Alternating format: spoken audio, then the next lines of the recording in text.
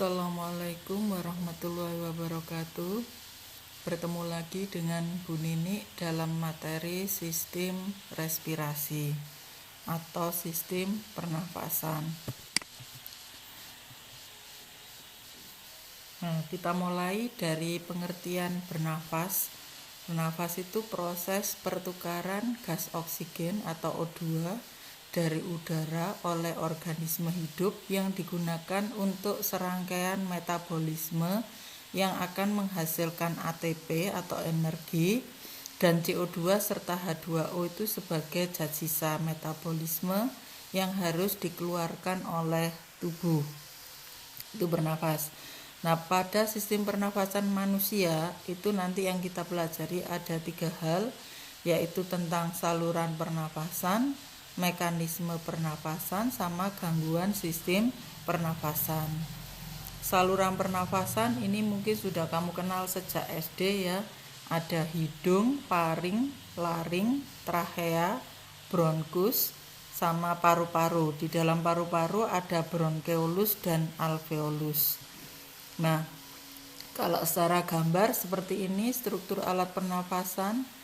Dimulai dari rongga hidung, kemudian di sini ada faring, lalu laring, trachea atau tenggorokan, tracheanya bercabang 2 jadi bronkus, bronkusnya bercabang-cabang lagi jadi bronkeolus, lalu ujung dari bronkeolus ini ujungnya adalah alveolus. Alveolus ini berhubungan sama pembuluh darah. Nah, kemudian satu persatu kita bahas. Yang pertama hidung. Di hidung terdiri dari lubang hidung, rongga hidung, dan ujung rongga hidung. Di dalam rongga hidung terdapat rambut hidung untuk menyaring udara. Kemudian terdapat kapiler darah, lendir, dan konka. Sebetulnya semua untuk menyaring darah. Nah, lendir juga demikian.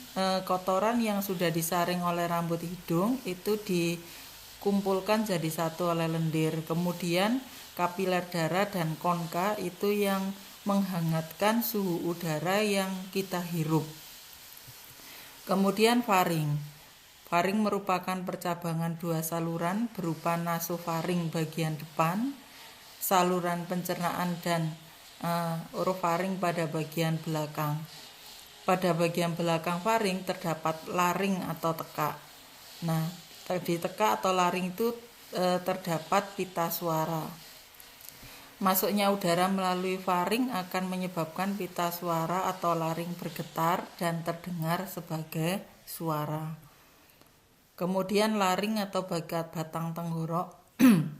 Laring, bagian-bagian laring terdiri atas epitel bersilia, kemudian di bagian lapisan dalam epitel bersilia, cincin tulang rawan yang berotot polos pada bagian tengah, dan jaringan ikat. Kemudian di laring terdapat glotis, epiglotis, dan pita suara. Jadi ini bagian-bagian dari laring. Kemudian ini masih bagiannya ya. Yang atas faringnya, yang di sini ada laringnya. Nah, kemudian trachea. Trachea atau batang tenggorok tersusun dari cincin tulang rawan yang menyerupai pipa. Bagian dalamnya terdapat sel bersilia. Nah, silia ini fungsinya untuk mengeluarkan benda asing. Kalau ada benda asing masuk, maka silia itu bergerak sehingga menimbulkan kita jadi batuk. Maka dengan kita batuk itu mengeluarkan benda asing dari tenggorokan. Demikian juga di laring. Jadi tenggorokan, laring itu permukaannya merupakan epitel bersilia. Biasanya untuk mengeluarkan kotoran yang masuk atau benda asing yang masuk. Benda asing itu bisa debu atau virus atau kotoran. Kemudian bronkus, cabang batang tenggorok, menghubungkan antara trachea dengan paru-paru. Ini cabangnya ada 2 ya. Kemudian mengalami 2 percabangan yang menuju ke paru-paru kanan dan yang menuju ke paru-paru kiri. Kemudian percabangan dari bronkus itu disebut sebagai bronkeolus. Bronkeolus yang bercabang-cabang lagi ini.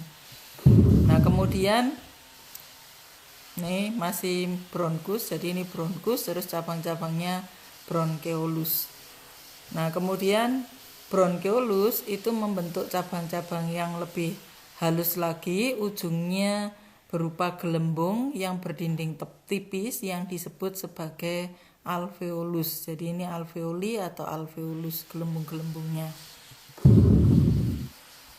Ini sama, jadi ini gelembung-gelembung alveolus. Nah, permukaan gelembung-gelembung alveolus ini bersentuhan langsung dengan kapiler-kapiler darah. Yang berwarna merah ini yang membawa oksigen, yang berwarna biru ini yang membawa CO2. Alveolus tersusun berupa gelembung-gelembung udara, berdinding tipis, elastis, terdapat banyak kapiler darah. Kenapa berdinding tipis? Supaya pertukaran O2 dan CO2 itu mudah. Jadi pertukaran O2 CO2 terjadi secara difusi. Nah, pada paru-paru ini merupakan organ pernafasan utama. Paru-paru kanan terdiri dari 3 lobus, sedangkan paru-paru kiri terdiri dari 2 lobus. Karena di kiri ada jantung, sehingga yang kiri hanya 2 lobus. Terdapat alveoli jumlahnya kurang lebih 300 juta. Kemudian jantung memiliki pembungkus yang disebut pleura. Pleuranya terdiri atas pleura dalam, pleura visceralis, pleura luar disebut pleura parietalis. Di antara kedua selaput pleura itu terdapat cairan limfa yang berfungsi melindungi paru-paru dari gesekan ketika paru-paru itu mengembang dan mengempis. Jadi selaputnya ada 2. Nah, bagian paru-paru manusia itu saya kira tadi sudah dibahas ya, ada bronkeolus sama alveolus. Kemudian sekarang kita bahas mekanisme pernafasan. Pernafasan dibagi jadi 2 jenis. Ada pernafasan luar atau eksternal, yaitu terjadinya pertukaran udara antara udara dalam alveolus dengan darah dalam kapiler. Itu pernafasan luar. Kalau pernafasan dalam itu pertukaran udara antara darah dengan sel-sel tubuh, kapiler di sel-sel tubuh. Jadi antara alveolus dengan kapiler darah pernafasan eksternal, antara kapiler darah dan sel-sel tubuh itu pernafasan dalam. Mekanisme pernafasan ada 2, inspirasi atau penghirupan dan ekspirasi. Inspirasi ketika menghirup udara itu terjadi akibat otot rusuk dan diafragma berkontraksi sehingga volume rongga dada dan paru-paru meningkat. Ketika diafragma turun dan tulang rusuknya membesar, tekanan udara di dalam paru-paru akan turun, kemudian udara akan mengalir ke dalam paru-paru. Ini kalau inspirasinya. Ekspirasinya ketika fase ekspirasi itu akibat otot tulang rusuk dan diafragma relaksasi sehingga volume rongga dada dan paru-paru mengecil. Ketika diafragma relaksasi itu naik. Jadi kalau kontraksi malah mendatar turun, kalau relaksasi naik. Terus tulang rusuknya turun mengecil, tekanan udara di dalam paru-paru naik. Kalau ruangnya semakin kecil tekanannya naik. Sehingga udara akan keluar dari paru-paru. Nah, ini gambarannya ketika inspirasi tulang rusuknya itu terangkat, ini diafragmanya akan turun mendatar sehingga paru-parunya membesar. Ketika ekspirasi ini tulang rusuknya menurun, ini diafragmanya naik jadi relaksasi ke atas. Nah, sehingga paru-parunya mengecil. Maka terjadi ekspirasi, pengeluaran udara. Nah, macam pernafasan, ada pernafasan dada dan pernafasan perut. Sebetulnya pernafasan dan dada dan pernafasan perut itu terjadinya secara bersamaan. Nah, ketika proses pernafasan dada berlangsung ada 2 tahap sama inspirasi atau ekspirasi. Jadi kalau pernafasan dada itu yang dibahas adalah otot antar tulang rusuk luar berkontraksi, tulang rusuk terangkat, volume rongga dada membesar, paru-paru mengembang sehingga tekanan udara menjadi kecil dan udara masuk. Kalau ekspirasi, otot antar tulang rusuk relaksasi, tulang rusuk tertarik ke posisi semula, volume rongga dada mengecil, tekanan udara di rongga dada meningkat sehingga udara keluar. Jadi yang dibahas intinya adalah otot antar tulang rusuk kalau pernafasan dada. Kalau pernafasan ini masih gambarnya mekanisme pernafasan dada. Jadi yang naik turun yang dibahas ini adalah tulang rusuk. Kalau pernafasan dada itu yang ditekankan adalah naik turunnya atau kontraksi dan relaksasinya diafragma. Ini gambar ketika inspirasi, ini gambar ketika ekspirasi. Nah, pernafasan perut itu sama, ada inspirasi atau ekspirasi. Jadi kalau ini yang ditekankan adalah relaksasi dan kontraksinya diafragma. Ketika inspirasi, otot diafragma berkontraksi sehingga diafragma mendatar, mengakibatkan volume rongga dada membesar sehingga tekanan udaranya mengecil dan paru-parunya mengembang sehingga udara masuk. Ketika ekspirasi, otot diafragma relaksasi sehingga dinding perut berkontraksi menyebabkan diafragma terangkat melengkung ke atas sehingga volume rongga dada mengecil, tekanannya meningkat, kemudian udara akan keluar. Nah, pernafasan perut umumnya terjadi saat tidur atau orang yang menyanyi. Nah, itu biasanya mengatur menggunakan pernafasan perut. Kemudian volume dan kapasitas paru-paru. Ini dibagi menjadi 6 bagian. Volume tidal itu volume udara yang keluar masuk paru-paru ketika kita bernafas biasa, kurang lebih 500 cc. Jadi kita bernafas biasa tanpa aktivitas apa-apa itu kurang lebih 500 cc, itu namanya volume tidal. Volume komplementer itu volume udara yang masih dapat kita masukkan secara maksimal ke dalam paru-paru setelah inspirasi biasa. Jadi kamu setelah bernafas biasa, kemudian memasukkan udara sekuat-kuatnya, itu adalah volume komplementer, kurang lebih 1500 cc. Volume suplementer, volume udara yang masih kita dapat hembuskan secara maksimal dari dalam paru-paru setelah melakukan ekspirasi biasa. Jadi kamu setelah bernafas biasa mengeluarkan udara sekuat-kuatnya, itu namanya volume suplementer. Volume residu itu volume udara yang selalu tersisa di dalam paru-paru setelah melakukan ekspirasi sekuat-kuatnya. Jadi walaupun kamu melakukan ekspirasi sekuat-kuatnya, itu di paru-paru tetap tersisa udara kurang lebih 1000 cc. Jadi kalau nggak akan udara itu keluar semua dari paru-paru. Kalau semua udara keluar dari paru-paru, pasti orang itu akan meninggal. Jadi masih tersisa kurang lebih 1000 cc. Kapasitas vital itu volume udara yang dapat dihembuskan sekuat-kuatnya setelah melakukan inspirasi sekuat-kuatnya.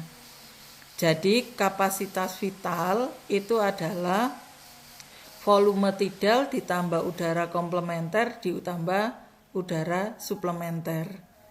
Kalau kapasitas total itu sama dengan kapasitas vital ditambah residu. Jadi total udara yang tertampung di paru-paru.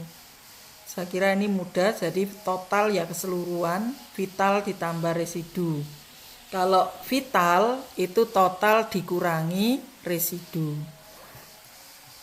Nah, kalau digambarkan dalam grafik seperti ini, jadi ada volume tidal kurang lebih 500, lalu komplementer, suplementer, vital, dan total. Jadi ini adalah diagramnya volume pernafasan. Nah, pertukaran oksigen dan CO2 itu ketika inspirasi oksigen berdifusi ke arteri paru-paru. Lalu oksigen dari arteri paru-paru diikat oleh eritrosit yang mengandung hemoglobin. Hemoglobin akan mengangkut oksigen ke jaringan tubuh untuk respirasi.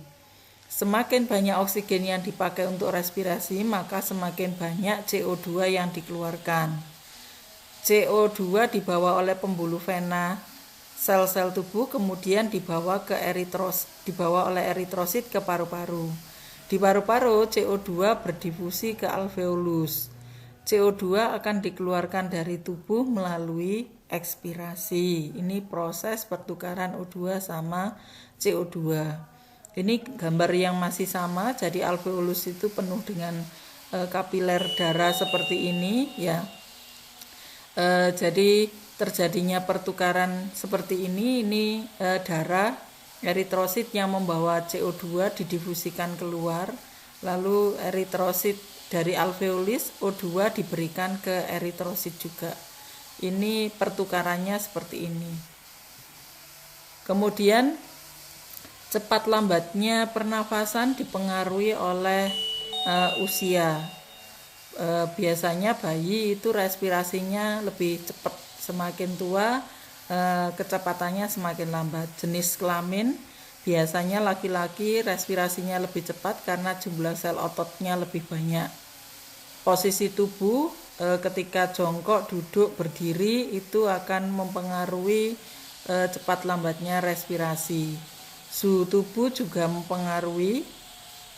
Suhu yang optimum ya suhunya netral kurang lebih 36.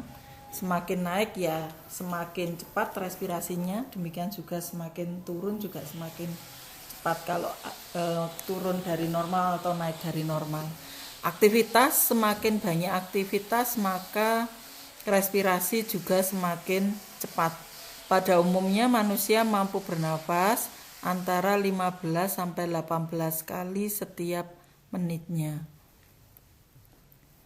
Kemudian kelainan pada sistem pernafasan. Kelainan sistem pernafasan cukup banyak macamnya. Ada faringitis. Kalau ada kata itis itu di depannya radang, ya radang pada faring.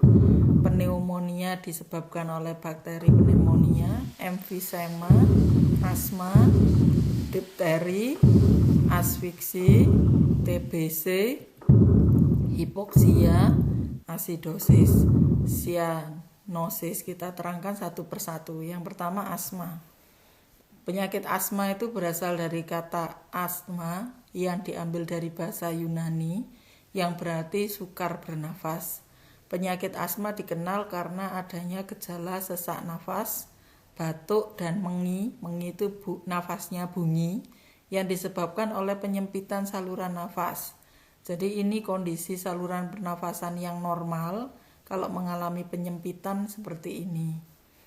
Nah, kemudian penyebabnya asma itu bisa alergi, bisa perubahan suhu atau ketegangan jiwa. Pencegahannya ya karena penyebabnya tahu, pencegahannya ya menghindari debu kalau misalkan alergi terhadap debu, menghindari perubahan suhu yang ekstrim, kemudian menghindari stres dan ketegangan jiwa. Kemudian pneumonia. Pneumonia adalah radang paru-paru yang mana alveolus berisi cairan eritrosit yang berlebihan. Ini contohnya gambar alveolus yang normal. Ini gambar kalau terjadi pneumonia, jadi bentuk alveolusnya tidak normal lagi. Nah, biasanya disebabkan oleh bakteri pneumonia. Penyebabnya bakteri Streptococcus pneumonia, bisa virus, bisa organisme yang mirip bakteri, misalkan Mycoplasma pneumonia. Pencegahannya dengan vaksin pneumokokus, vaksin flu atau vaksin HIV. Kemudian cara mikroorganisme sampai ke paru-paru. Inhalasi dari penghirupan, mikroorganisme dari udara yang tercemar bisa masuk ke paru-paru. Dari aliran darah, dari infeksi di organ tubuh yang lain, jadi ada organ tubuh yang lain terinfeksi, lalu bersama aliran darah, mikroorganisme itu masuk ke paru-paru. Dengan cara migrasi, perpindahan, organisme langsung terinfeksi, organisme langsung dari infeksi di dekat paru-paru. Jadi perpindahan organisme langsung dari infeksi di dekat paru-paru masuk gitu langsung. Lalu TBC hampir sama dengan pneumonia. TBC adalah penyakit infeksi yang disebabkan oleh bakteri Mycobacterium tuberculosa. Jadi TBC itu singkatan dari tuberkulosa. Bakteri ini berbentuk batang dan bersifat tahan asam, sehingga dikenal juga sebagai batang tahan asam BTA. Berbentuk batang tahan asam. Nah, kalau pneumonia disebabkan oleh pneumonia, kalau ini disebabkan oleh bakteri tuberkulosis. Pencegahannya ya pola hidup yang sehat, senantiasa menjaga rumah agar terkena sinar matahari. Kemudian rokok juga menyebabkan gangguan pernafasan karena di rokok itu ada kandungan nikotin, karbon monoksida, kemudian tar sama bahan yang lain. Nikotin dalam jumlah kecil mempunyai pengaruh menenangkan, tapi dalam jumlah besar itu dapat berbahaya untuk kesehatan kita karena dapat menaikkan tekanan darah sama mempercepat denyut jantung. Karbon monoksid, jadi di dalam rokok mengandung karbon monoksid. Di sini merupakan gas beracun yang tidak berbau, biasanya menyebabkan pernafasan tidak teratur dan dapat menyebabkan penyumbatan pembuluh darah. Kemudian tar adalah komponen dalam asap rokok yang akan tetap tertinggal sebagai sisa atau residu. Ini yang mempunyai efek karsiogenik. Jadi yang menyebabkan asapnya berwarna itu karena di rokok ada tar. Nah, rokok dan pernafasan karena kandungan bahan kimia yang ada dalam rokok, sehingga rokok dapat menyebabkan ketidaklancaran pada pernafasan dan juga bisa menyebabkan kanker paru-paru. Nah, itu materi tentang sistem respirasi. Saya akhiri. Wassalamualaikum warahmatullahi wabarakatuh.